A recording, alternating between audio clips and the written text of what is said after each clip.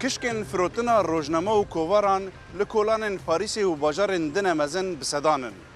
Li ser wan kişkana bergê rojname û kovaran dête nîşandan. Di vê heftê de bergek ji wan bergana yê postera Serokê Herêma Kurdistanê ye û çend mesajên girîng di wê posterê de hatine.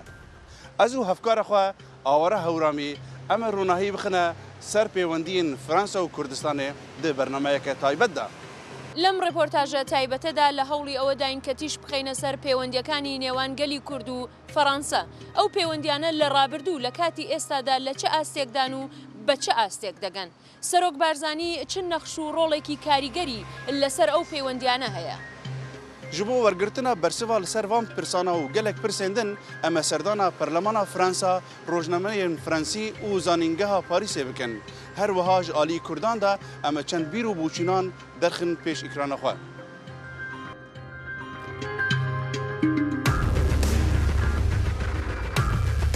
لەناو پەرلەمانی فەڕەنسا ئەوەی کە ناسراوە بە ناوی ئەسەمبلێ ناسیۆناڵ gelek دۆستی گەلی کورد هەیە.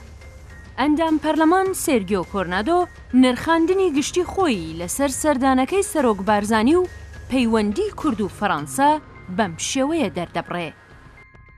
Barzani avec le président François Hollande est une très bonne nouvelle pour les relations entre la France et le Kurdistan irakien. Je crois que la France prend conscience. Ji bo pêwendiyên Fransa û Herêma Kurdistanê hevdîtina her du serokan cihê dilxweşî ye. Hûn dibînin ku proseya demokrasiyê li Iraqê tûşî kêşeyên mezin dibe.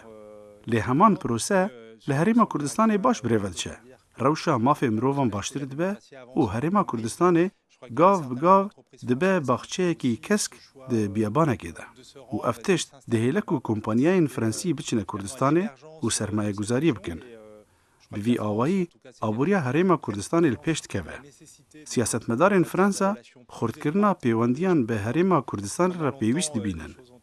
û di hevdîtina xwe ya dawî de olon mesaj da Fransîyan ku ew dixwazin bi ciddî pêwendiyan bi Herêma Kurdistanê re xurttir bikin.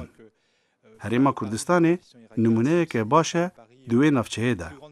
Proseya demokrasiyê baş birêve diçe û pêwîst e piştgiriya vê proseyê bibe. پشتگیری وڵاتێکی گرنگ و مەزنی وەک فەڕەنسا دەتوانێت لە زۆر بواردا بێت. ئەگەریە و پشتگیریە نەتەنیا سۆلیداریتێتە، نەتەنیا لە چوارچێوەی بەرژەوەندی دوولایەندایە، بەڵکو ئەو باوەڕەی کە سیاسەتمەدارانی کورد بەگشتی و سەرۆک بارزانی بە تایبەتی لە لای فەڕەنسەویەکان لە ماوەی ساڵانی ڕابردوودا پێکی هێناوە، ئەو دەرفەتە دەرەخسێنێکە ئەو پشتگیریە لە کات و شوێنی گونجاودا بۆ گەلی کورد کاریگەر بێت.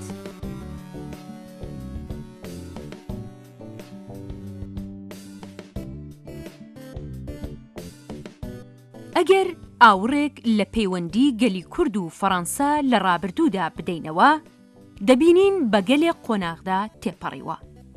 لە کاتی ئێستادا پەیوەندی گەلی کورد و گەلی فەڕەنسا لە چه ئاستێکدایە؟ پەیوەندیên her du gelan ji mêj ve hene. Ew di gelek qonaxan re derbas bûne û roja îro ew pêwendî pir baş in û li gor ku ez dizanim dê hê jî baştir bibin. Fransa di Herêma Kurdistanê de numuneyeke baş dibîne û dixwaze bi her awayî piştgirî bike de ku ew numune xurttir bibe. Donc la relation entre la France et le Kurdistan depuis le début des années 90 pêwendiyên Fransa û Kurdistanê vedigirine serdema François Mitterrand. Di dema Şîrak de hinek sarî çêbû lê gava ku Sarkozy bû serokkomar û Serok Barzanî sala 2010 serdana Fransa kir, guhertinên mezin çêbûn. Ji xwe hevtigihiştina şazdexalî di navbera Serok Barzanî û Sarkozy de di wê demê de çêbû. Îro Fransa hesabekî taybet ji bo Herêma Kurdistanê dike. Fransa li Herêma Kurdistanê dinere weke modêleke taybet di rojhilata navîn de. Pêşketina demokrasiyê û mafê mirovan, pêkvejiyana ayîn û netewan li Herêma Kurdistanê cihê şahnaziyê ye. Fransa dixwaze ku demokrasî li Kurdistanê baştir bibe û xurtkirina pêwendiyên aborî, kulturî, zanistî bi qezenca her du aliyan e. Lê pêwendiyên siyasî her xurtin û dostaniya dîrokî di navbera Serokatiya Herêma Kurdistanê û Serokatiya Fransa de hişt ku Serok Olom pêşwaziyeke taybet li Serok Barzanî bike.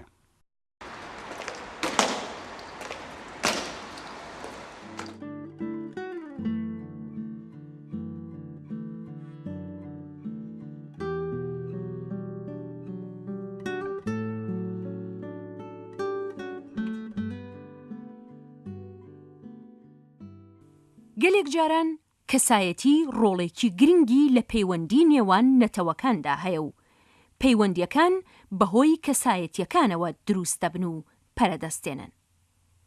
بارزانی یەکێک لەو کەسایەتیە کوردانەیەکە هەردەم لە هەوڵی ناساندنی کورد بە جیهان بووە.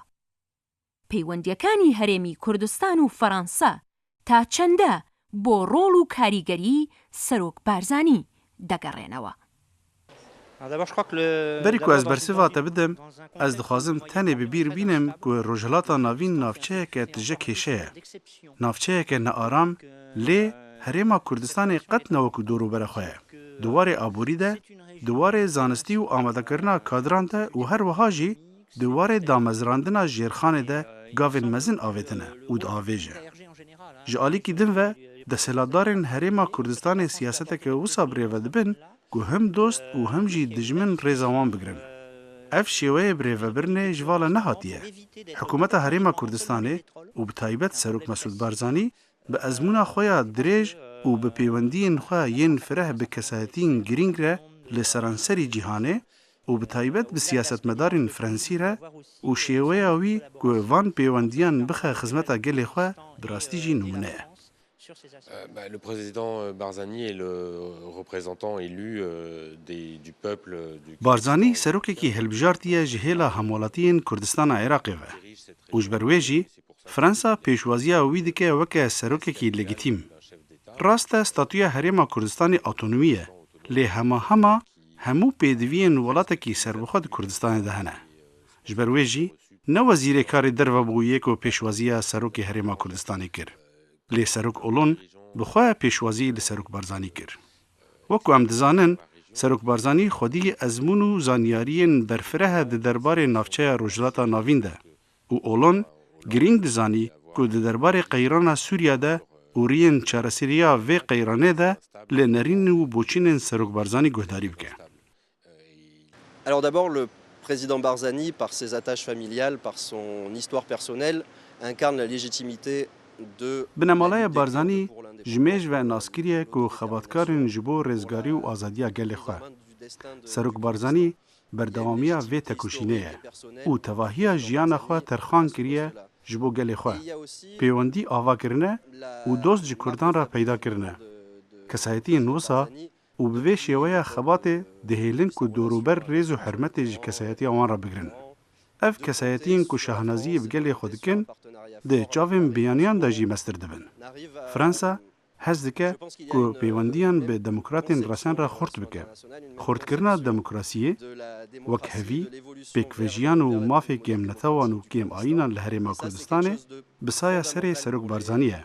Ev tişt dihêlin ku baweriya Serok Olon bi Serok Barzanî xorttir bibe. بە درێژایی مێژوو فەڕەنسا یەکێک لەو وڵاتانە بووەکە پشتیوانی لە دۆزی کورد کردووە و لە ناساندنی کوردیشدا ڕۆڵێکی کاریگەری هەبووە. بۆ گەلی کورد پەیوەندی فەڕەنسا هەردەم گرنگ بووە و لە زۆربەی ئەو قۆناغە سەختانەی کە گەلی کورد پەیدا تێپەڕیوە یارمەتی دەرێکی سەرەکی بووە. گەلۆ گرنگی هەرێمی کوردستان و گەلی کورد بۆ فەڕەنسا چ بووە؟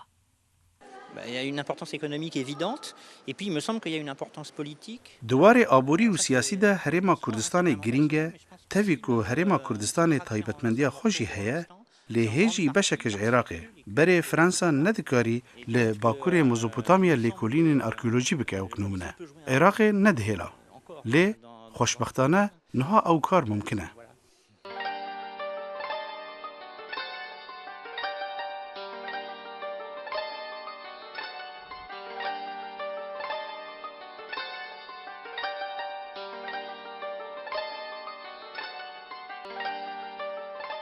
ئارامی و سەقامگیری ئاسایش لە هەرێمی کوردستان و پەرەسەندنی پێشکەوتنە ئابوووریەکانی نەتەنیا سەرنجی فەڕەنسا بەڵکو سەرنجی زۆربەی وڵاتانی بۆ لای خۆی ڕاکێشاوە.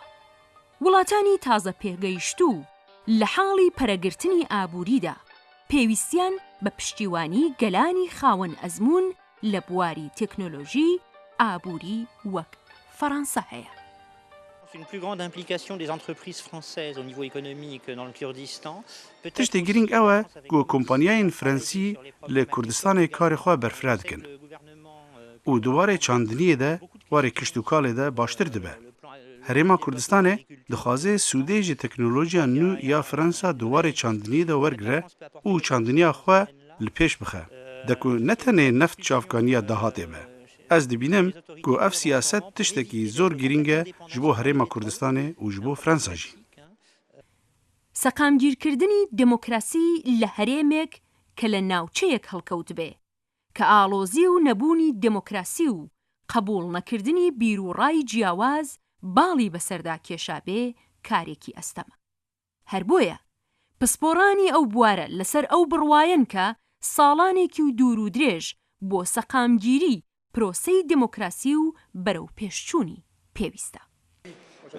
Si on compare avec le reste du Moyen-Orient, c'est sûr que le Kurdistan a, même par rapport au reste de l'Irak d'ailleurs... اگر ام هریما کردستان بدن بر ولاتین دوروبره و هریمین دنین عراقی ام دکارن بیترس بیجن که کردستان پیشکتیه.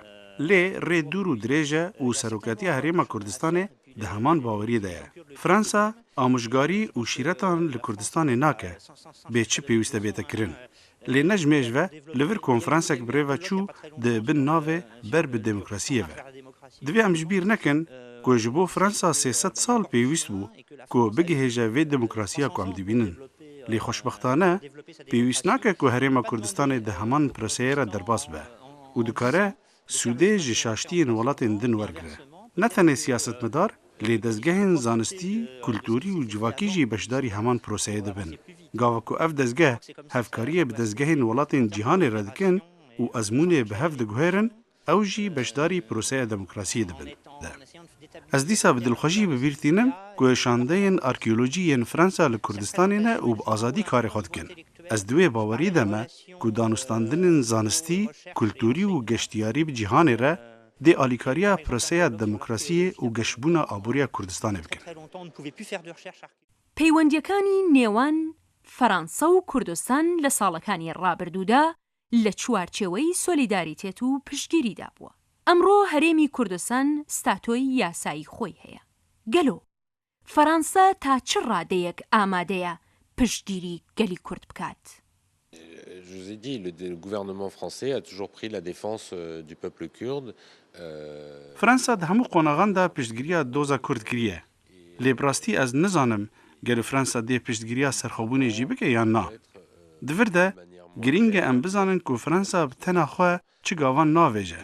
پیک و لگل یکیتیا اروپا سیاست خواه رسم دکه. او براویشکاریا به امریکا را.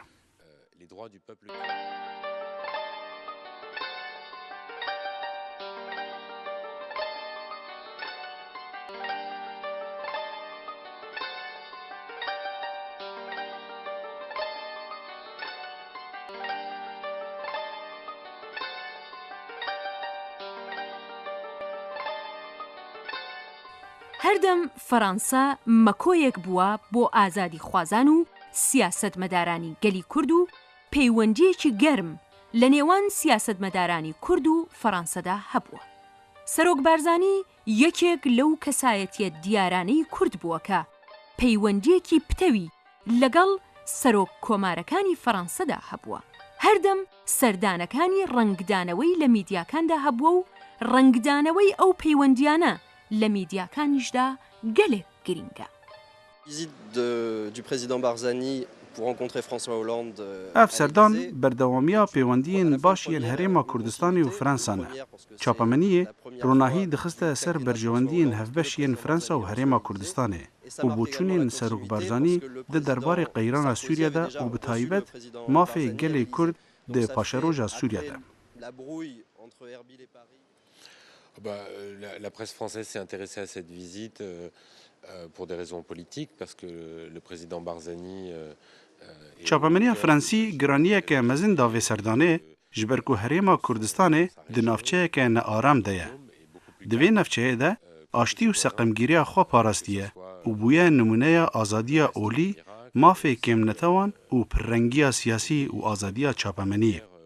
سروک بارزانی حکمرانی نافچه که وسط که اندازیاری سرکه یه وی سیستمیه و گاوک او سردان وڵاتێکی دیکە بە شەهنەزی باسە سیستەمە خۆ دکە. لە چوارچێوەی پەیوەندیە نێونەتەوەییەکانی فەڕەنسەدا تا چ ڕادەیەک ڕۆڵی ڕەنگی سیاسی و پەیوەندی تاکە کەسی دەسەڵاتداران لە شێوەی دیپلۆماسیدا هەیە. Non, je crois qu'il y a des liens particuliers entre certains dirigeants socialistes et هەرچەند کو دۆستانیا تایبەت یا سەرۆک ئۆڵاند بە سەرۆک بارزانی و سەرۆک تاڵبانی ڕەژی هەیە لێ سیاسەتە دەرەوە یا فرەنسا نەگیرێدای ڕەنگی سیاسی یە دەسەڵاتدارانە. سیاسەتە فرەنسا بەرامبەر ڕۆژهەڵاتە ناوین و کوردستانê هەر یەکە کو چەپ دەسەڵاتدار بن لێ ڕاست.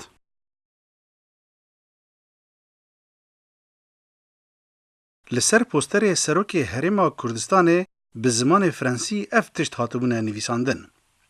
Kurdistana Iraqê cezîreyeke biçûk e ya seqemgiriyê li rojhilata navîn. Mesûd Barzanî hêvî û piştgiriya netewa xwe ye.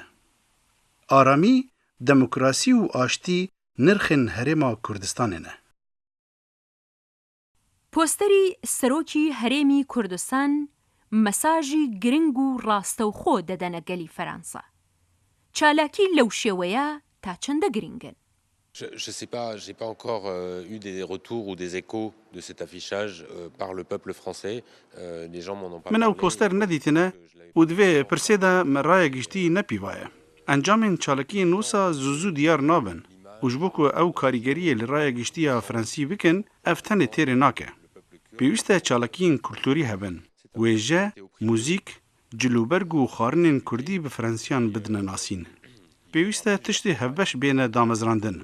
Ji Frensiyan re girîng e helbest, şano û romanên Kurdan bixwînin, folklor û dîroka wan binasin. لە پرۆسەی پێشخستنی دموکراسیدا بە تەنیا سیاسەتمەدار بەشدار نین، بەڵکو کەسایەتی وێژەیی، زانستی، جواکی و ڕێکخراوی مەدەنی بە پەیوەندی نێونەتەوەیی بەشدارن لە پتەوکردنی ئەو پرۆسەیەدا و ڕۆڵی گرنگ دەگێڕن.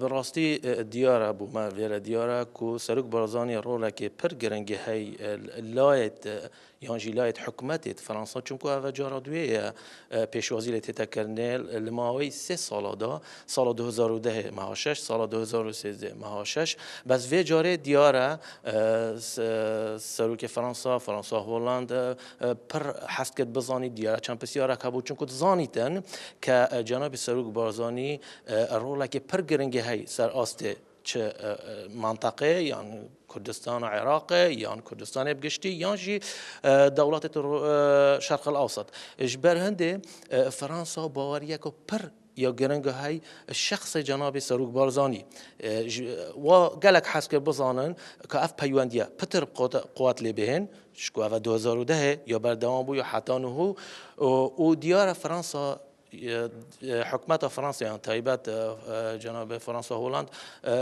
via bizanîtin ka paşa roja Sûriyê berew kîve çîtin ka çi şê biketin bû paşa roja Sûriyeyê çunku Sûriye em zanîn ka rihete ya mustaqer nîne şera nav da vêca ev pisyara jî diyar e ewa êkê wasa bikin kê sîqe hebîtin ke serokekê گەورە بیتن ناف ملەتی خۆدا سەرۆکێک بیتن دەورێ خۆ هەبیتن پڕ گرنگ منطقی هەمیە و سەر ئاستی عێراقی دەوروبەری vê منطقی ji ber hindê ez li wê bariyê me ke Fransa Holand ev çavpêketina gel cenabê Serok Barzanî kir û çavpêketin jî gelek pozîtîv bû bizanîn û hedû layan jî çi welatê Fransa çi Herêma Kurdistanê qazanceka pir ya giring hey vê çavpêketinê da û înşallah ew mayê bihê dê diyar bîtin ku hedû layana pêk ve dê berew pêş kevin.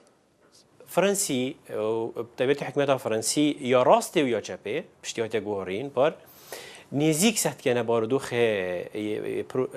پیش و برنا پروسه سیاسی العراقي وبطبيعة الكردستاني چونكو